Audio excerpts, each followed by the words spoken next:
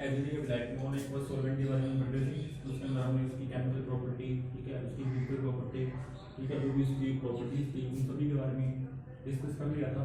वो हम आगे डिस्कस करेंगे लिक्विड अमोनिया। देखो इस चैप्टर के अंदर आपने एक लिक्विड अमोनिया पढ़ना है जो एचडी का ब्लैक होता है, और एक होता है द्रव सल्फर डाइऑक्साइड, एक सल्फर डाइऑक्साइड के बारे में पढ़ना है। तो सबसे पहले हम स्टार्ट करेंगे लिक्विड अमोनिया के बारे में। तो लिक्विड अमोनिया, ठीक है, जो कि किसका काम करता है, एचडी का ब्लैक का काम करता है, ठीक है। सबसे पहले अपने अमोनिया की बात करें तो अमोनिया की अगर अपनी बात करते हैं तो अमोनिया के अंदर जो संकरण होता है वो कौन सा होता है। अगर अपने अमोनिया की बात करते हैं तो अमोनिया में जो संकरण होता है कौन सा होता है, अमोनिया के अंदर जो होता है वो sp3 संकरण होता है। कौन सा होता है, sp3 संकरण, ठीक है, क्योंकि इसके पास नाइट्रोजन है, नाइट्रोजन के साथ कितने ग्रुप जुड़े हुए हैं, 3, और एक लोन पेयर है, 3+1 कितना होगा, 4 होगा, तो sp3 संकरण होगा। और इसकी आकृति कैसी होती है, पिरामिडल होती है, ठीक है। अब देखो जो अमोनिया के अंदर नाइट्रोजन है इसके पास क्या होता है, लोन पेयर होते हैं। दूसरा, इसकी इलेक्ट्रोनेगेटिविटी क्या होती है, ज्यादा होती है, जिसके लिए जिसके कारण क्या होता है, इसमें इलेक्ट्रॉन को एक्सेप्ट करने की जो क्षमता होती है, टेंडेंसी होती है, वो भी क्या होता है, वो भी अधिक होती है। इसलिए आसानी से ही क्या कर सकता है, प्रोटॉन को एक्सेप्ट कर सकता है, ठीक है।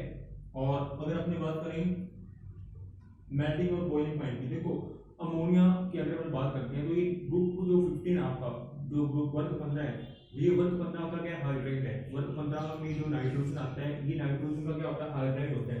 अगर अपने वर्ग 15 के हाइड्राइडों की बात करें तो पहला जो वर्ग 15 में आता है ग्रुप 15 में पहला जो एलिमेंट आता है वो नाइट्रोजन होता है, और नाइट्रोजन का हाइड्राइड क्या होता है, NH3 अमोनिया। उसके बाद क्या आता है फास्फोरस, तो फास्फोरस का हाइड्राइड क्या होगा, CH3। उसके बाद क्या आता है आर्सेनिक, उसके बाद क्या आते हैं एंटीमनी, ठीक है। तो इसका अगर अपने बॉइलिंग पॉइंट की बात करें तो इसमें जो बॉइलिंग पॉइंट होता है सबसे ज्यादा किसका होता है, अमोनिया का होता है।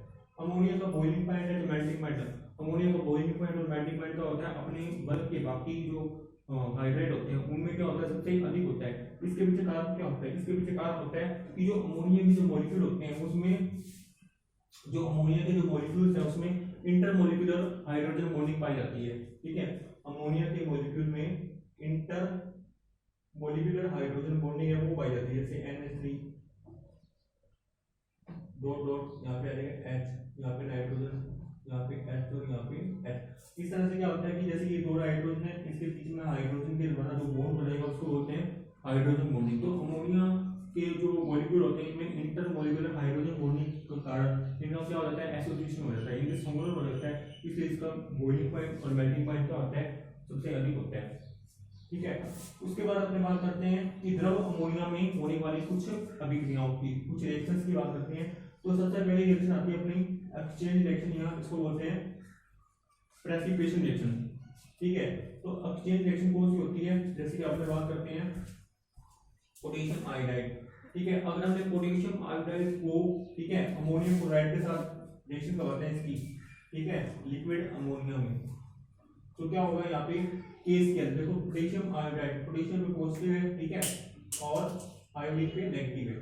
वैसे ही अमोनिया आयन पे पॉजिटिव और Cl पे नेगेटिव। यहाँ पे क्या बनेगा, KCl का क्या बनेगा, प्रेसिपिटेट बन जाता है, KCl का प्रेसिपिटेट बनेगा और अमोनियम जो आयोडाइड है वो यहाँ से निकल जाती है, तो यहाँ बनेगा KCl का प्रेसिपिटेट। उस तरह से सेंट्रोशियम नाइट्रेट, ठीक है, सेंट्रोशियम अगर नाइट्रेट की अगर हम बात करें, ठीक है, इसकी क्या अगर अपने करवाते हैं अमोनियम ब्रोमाइड से, ठीक है, इसकी क्या अगर अपने अमोनियम ब्रोमाइड से करवाते हैं तो यहाँ पे क्या होता है स्ट्रोंशियम है, ठीक है, इससे पॉजिटिव होता है और यहाँ ब्रोमीन पे नेगेटिव, क्या बनेगा स्ट्रोंशियम ब्रोमाइड, ठीक है, और यहाँ से क्या निकल जाएगा अमोनियम नाइट्रेट, यहाँ पे स्ट्रोंशियम ब्रोमाइड का क्या बन जाएगा, प्रेसिपिटेट बन जाएगा, ठीक। तो ये थी आपकी एक्सचेंज रिएक्शन, क्योंकि इसमें क्या हो रहा है, आयंस का एक्सचेंज हो रहा है, ठीक है, जैसे स्ट्रोंशियम था, ठीक है, उसके साथ ब्रोमीन जुड़ गया और नाइट्रेट है वो अमोनियम के साथ, तो दोनों कंपाउंड के बीच आयनों का एक्सचेंज हो गया, क्या बन गया प्रेसिपिटेट, इसलिए इसको प्रेसिपिटेशन रिएक्शन बोलते हैं।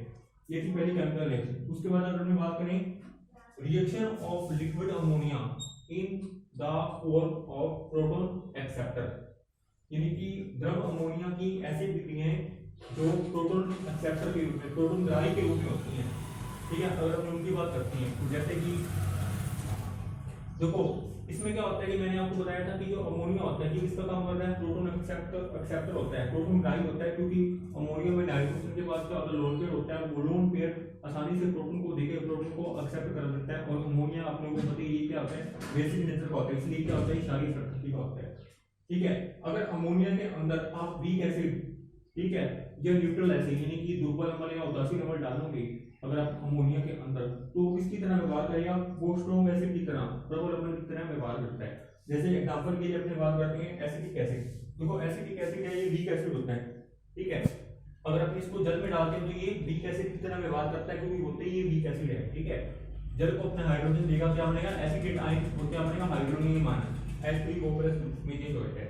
यहाँ पे ये वीक एसिड की तरह व्यवहार कर रहा था। लेकिन अगर आप इस एसिटिक एसिड को जल में न डालकर कौन से विलायक में डालते हैं, द्रव अमोनिया में डालते हैं, लिक्विड अमोनिया में डालते हैं, तो इसका जो बिहेवियर होगा वो वीक एसिड की तरह ना होकर स्ट्रॉन्ग एसिड की तरह हो जाएगा। ठीक है, क्यों हो जाएगा, क्योंकि लिक्विड अमोनिया जो होता है वो क्या होता है, बेसिक नेचर का होता है, स्ट्रॉन्ग बेस होता है, और इसकी हाइड्रोजन को एक्सेप्ट करने की टेंडेंसी बहुत अधिक होती है।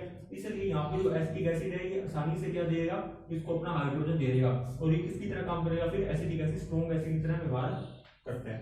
ठीक है, उसी तरह से अगर हमने बात करें क्षार की, बेस की, अगर आप बेस को द्रव अमोनिया में डालोगे, वीक बेस को द्रव अमोनिया में डालोगे तो वो वीक एसिड की तरह व्यवहार करेगा। ठीक है, वीक एसिड था वो स्ट्रॉन्ग एसिड की तरह व्यवहार कर रहा था, और वीक बेस जो होगा वो वीक एसिड की तरह व्यवहार करेगा। ठीक है, जैसे एसिटामाइड है या यूरिया है, कोई भी ले सकते हो। एसिटामाइड होता है CH3CONH2। ठीक है, ये बेसिक नेचर का होता है। ठीक है, एसिटामाइड, ठीक है, ये बेसिक नेचर का है, इसको अपने जल में डालेंगे तो ये किसकी तरह काम करेगा, बेस की तरह काम करेगा। ठीक है, जल से प्रोटॉन को क्या करेगा, एक्सेप्ट करेगा। ठीक है, क्या बनेगा, CH3CONH3+ और क्या बनेगा, OH आयन निकल जाएगा यहाँ से। तो यहाँ पे वीक बेस की तरह काम कर रहा है क्योंकि जल में डाला है। लेकिन यहाँ पे अपने विलायक अगर चेंज कर दिया, यहाँ पे जल की जगह अपने क्या लें, लिक्विड अमोनिया ले लें, तो फिर ये वीक एसिड की तरह व्यवहार करेगा, क्योंकि अमोनिया और एसिटामाइड इन दोनों की अगर अपने तुलना करते हैं ना, तो अमोनिया क्या होता है, प्रबल क्षार होता है, स्ट्रॉन्ग बेस होता है। ठीक है, किसकी कंपैरिजन में, एसिटामाइड की कंपैरिजन में। तो एसिटामाइड जो होगा वो अमोनिया के साथ किसका काम करेगा, फिर वीक एसिड की तरह। मतलब कि यहाँ पे जो एसिटामाइड है ये अमोनिया से प्रोटॉन को एक्सेप्ट नहीं करेगा, तो क्या करेगा, अमोनिया को प्रोटॉन देगा। ठीक है, यहाँ पे अमोनिया प्रोटॉन एक्सेप्टर का काम करेगा। ठीक है, अब ये एसिटामाइड प्रोटॉन दे रहा है, इसलिए इसकी नेचर कैसे होगी, वीक एसिड होगी। ठीक है, क्या बन गया, CH3CONH- और क्या बन गया, अमोनियम आयन। ठीक है, तो ये क्या आपकी द्रव अमोनिया की प्रोटॉन ग्राही के रूप में दो अभिक्रियाएं होती हैं। ठीक है, जिसमें वीक एसिड होगा वो स्ट्रॉन्ग एसिड की तरह, और वीक बेस होगा वो स्ट्रॉन्ग बेस की तरह व्यवहार करता है। उसके बाद अगली रिएक्शन आती है एमोनिशन रिएक्शन, यानी कि अमोनीकरण अभिक्रियाएं। ठीक है, अमोनीकरण अभिक्रियाओं में जैसे अपन कोई भी विलेय पदार्थ है, कोई भी सॉलिड है, अगर अपन इसको द्रव अमोनिया में डालते हैं तो क्या बनेगा, वो अडक्ट बनेगा। क्या बनेगा, अडक्ट। अगर अपने कोई भी विलेय पदार्थ को, सॉलिड को अगर अपने लिक्विड अमोनिया में डालते हैं तो क्या मतलब वो अडक्ट बना देता है। जैसे एग्जांपल के लिए हमने डाल यहाँ पे बात की SO3 की, सल्फर ट्राइऑक्साइड को आपने लिक्विड अमोनिया में डाला, क्या बन गया, SO2ONH4 और यहाँ बन गया NH2। ये विक्रिया किस तरह से होती है, देखो आपने बात करनी है SO3 यानी कि सल्फर ट्राइऑक्साइड। सल्फर ट्राइऑक्साइड की संरचना आपकी इस तरह से, C यहाँ पे S, फिर डबल बॉन्ड O, यहाँ डबल बॉन्ड O, यानी तीन ऑक्सीजन है वो डबल बॉन्ड के द्वारा सल्फर से जुड़े होते हैं। आपने करानी है इसकी क्रिया दो अणु अमोनिया के साथ, यहाँ पे दो अणु अमोनिया के लेंगे। देखो ये चीज मैंने आपको कल भी बताई थी कि जो अमोनिया होता है ना, द्रव अमोनिया, इसमें क्या होता है, ऑटो आयोडाइजेशन का, यानी कि स्वतः आयन का गुण होता है। तो इसमें सबसे पहले जो दो अणु अमोनिया के हैं ना, जैसे कि एक मीरा प्लस एक मीरा, इनका क्या होगा, ऑटो आयोडाइजेशन होगा, स्वतः आयन, यानी कि एक प्रोटॉन को देगा और दूसरा प्रोटॉन को लेगा। एक बनेगा अमोनियम आयन और एक बनेगा NH2 नेगेटिव आयन, ये बन जाएगा। ठीक है, उसके बाद अगर हमने बात करें सल्फर ट्राइऑक्साइड में ऑक्सीजन की गतिशीलता क्या होती है, सल्फर से ज्यादा, तो ये वाला बॉन्ड यहाँ से ब्रेक होगा। ठीक है, ऑक्सीजन पे यहाँ पे क्या आएगा, नेगेटिव, और सल्फर पे क्या आएगा, पॉजिटिव। ठीक है, उसके बाद देखो पॉजिटिव के साथ नेगेटिव को, नेगेटिव को पॉजिटिव के साथ जोड़ने, अमोनियम आयन पॉजिटिव चार्ज होता है तो ये जुड़ेगा ऑक्सीजन के साथ, और NH2 नेगेटिव ये जुड़ेगा सल्फर के साथ, तो क्या बन जाएगा S। ठीक है, यहाँ पे आ जाएगा O, ठीक है, 2 ऑक्सीजन तो ये रेखी हो जाएगा SO2, ठीक है। यहाँ आ गया O के साथ क्या जुड़ गया यहाँ पे NH4, ठीक है, और सल्फर के साथ क्या जुड़ जाएगा यहाँ पे NH2 नेगेटिव, तो ये बनेगा अर्क। यहाँ इसको अपन लिख सकते हैं SO3.2NH3, ये भी लिख सकते हैं। इसी तरह से अगर हमें BF3 की रिएक्शन अमोनिया के साथ करवाएंगे 2 अणु, तो इसमें भी सेम क्या बनेगा, प्रोडक्ट बनेगा BF3.2NH3, ठीक है। उसके बाद अगर अपने बात करते हैं अमोनोलाइसिस रिएक्शन की, ठीक है। अमोनोलाइसिस रिएक्शन में क्या होता है कि अगर अपने सॉल्यूट को, ठीक है, अगर अपने सॉल्यूट को इसमें लिक्विड अमोनिया में डिसॉल्व करते हैं, ठीक है, विलायक में लिक्विड अमोनिया विलायक में डिसॉल्व करते हैं, सॉल्वेंट में डिसॉल्व करते हैं, तो ये क्या होता है कि लिक्विड अमोनिया से, ठीक है, लिक्विड अमोनिया से या तो कटायन को रिलीज करेगा, यानी कि अमोनियम आयन, लिक्विड अमोनिया का कटायन क्या होगा, लिक्विड अमोनिया का कटायन होगा अमोनियम आयन, या लिक्विड अमोनिया के अनायन को, यानी कि NH2 नेगेटिव, इसको क्या करेगा, रिलीज करेगा, ठीक है। अगर अपने किसी सॉल्यूट को लिक्विड अमोनिया सॉल्वेंट में डिसॉल्व करते हैं, तो लिक्विड अमोनिया सॉल्वेंट का या तो कटायन रिलीज हो जाएगा या उसका अनायन, यहाँ पे अमोनियम आयन रिलीज हो जाएगा, यहाँ NH2 नेगेटिव आयन। तो इसकी अपनी रिएक्शन करवाते हैं, जैसे यहाँ पे अपनी रिएक्शन करवाई है सिलिकॉन टेट्राक्लोराइड, ठीक है, इसकी कराते हैं अपने 8 अणु अमोनिया से, ठीक है, 8 अणु अपने क्या लेते हैं, अमोनिया के लेते हैं, तो इसमें वही चीज जो मैंने आपको यहाँ पर की फोटो आयनाइजेशन होगा, ठीक है, ऐसा होता है आयन, यानी कि अपने 4 अणु यहाँ पे अमोनिया NH3 और यहाँ पे प्लस 4 अणु अमोनिया NH3, ठीक है। इसमें से ये 4 हाइड्रोजन देंगे और ये 4 हाइड्रोजन को ग्रेड करेंगे, क्या बनेंगे, 4 अणु किसके बनेंगे, NH4 प्लस के, और 4 बनेंगे NH2 नेगेटिव, ठीक है। उसका सिलिकॉन टेट्राक्लोराइड है, सिलिकॉन पे पॉजिटिव होता है, ठीक है, क्लोरीन पे नेगेटिव होता है, तो सिलिकॉन के साथ क्या जुड़ेगा, ये जो चारों क्लोरीन है, ये चारों क्लोरीन जो होते हैं वो चारों अमोनियम के साथ जुड़ के क्या बनाएंगे, 4 अणु किसके बनाएंगे, 4 मॉलिक्यूल अमोनियम क्लोराइड के। उसके बाद जो NH2 माइनस है, 4 अणु बचेगा उसकी, वो सिलिकॉन के साथ जुड़ के क्या बनाएंगे, सिलिकॉन NH2 और इसके 4 अणु जुड़ जाएंगे, ठीक है। उसके बाद है इसी तरह से अगर अपने लिक्विड अमोनिया में क्या डालते हैं, इनऑर्गेनिक हैलाइड, ठीक है, इनऑर्गेनिक यानी अकार्बनिक हैलाइड, जैसे कि टाइटेनियम टेट्राक्लोराइड, ये होता है इनऑर्गेनिक हैलाइड, ठीक है, ये लिक्विड अमोनिया में डालते हैं, तो इसमें भी सेम इसी तरह से रिएक्शन होगी, इसमें सारे के सारे क्लोरीन है वो रिप्लेस हो जाएंगे किससे, NH2 से।